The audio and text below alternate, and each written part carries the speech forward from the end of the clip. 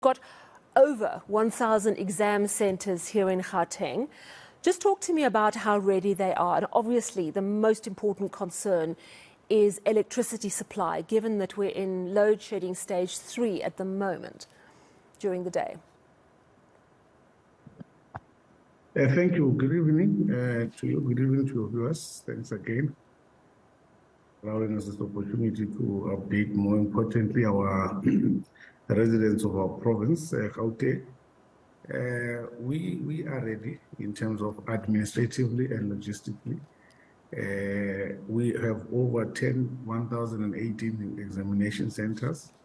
We have invigilators ready, all trained. We have ensured, amongst other things, improved on our security, especially to ensure that there's no leakages. We have prepared our learners in all probable aspects. We've also set up, because during examination time, there's a lot of anxiety from our learners. We've set up our psychosocial unit to be on standby to ensure that we really get them prepared for this particular period, and ensure that also they are also ready and confident. And I'm certain that even if we speak to any learner within our province who's doing matric and ask them if they're going to pass or not, you're going to get a definite yes, because of how much we prepared them.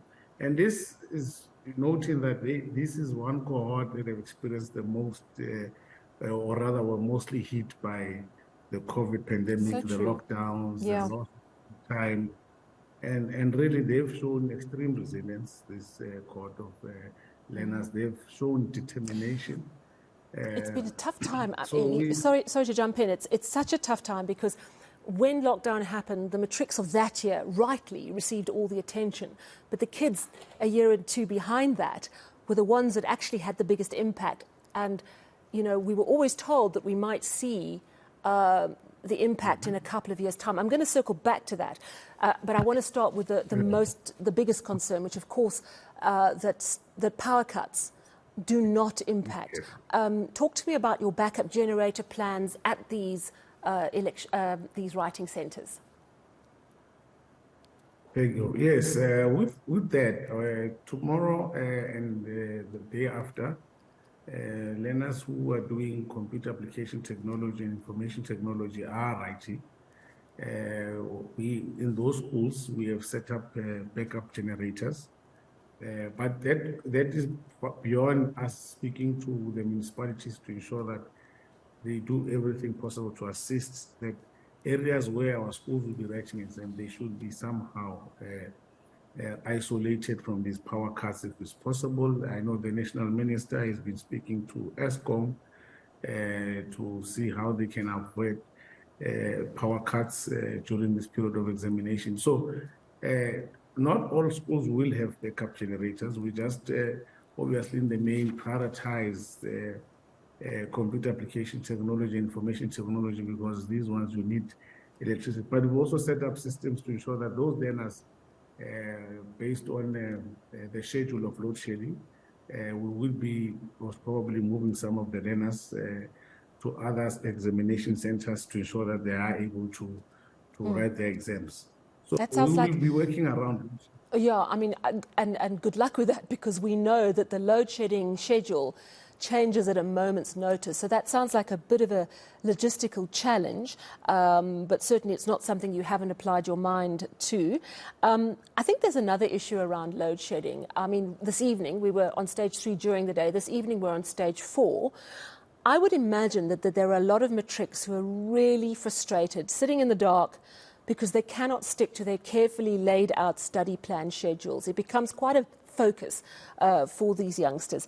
How concerned are you as our education MEC here in Gauteng that the level of power cuts is going to have a serious impact on final exam results and prep? Oh, definitely. We're extremely worried as a department, because we know that it is affecting everybody, including ourselves as adults, as we are. These power cuts, they really disturb a lot of plans and a lot of activities, and so that's why I've said earlier when I started that we have really worked on our psyche of our learners and really prepared to our psychosocial team to be on standby to deal with issues of anxiety.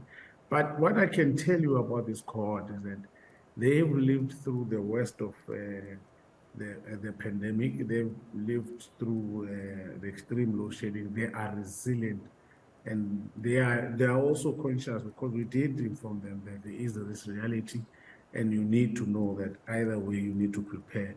And they've really focused on really working hard, studying hard, irrespective of whether there's lights or not. They are prepared to go through a candlelit evening to ensure that they do they're able to go through their work and really do well. So they are determined, but obviously, as a department, we are concerned that really sharing is not assisting us in any way. It's a new pandemic rather, currently.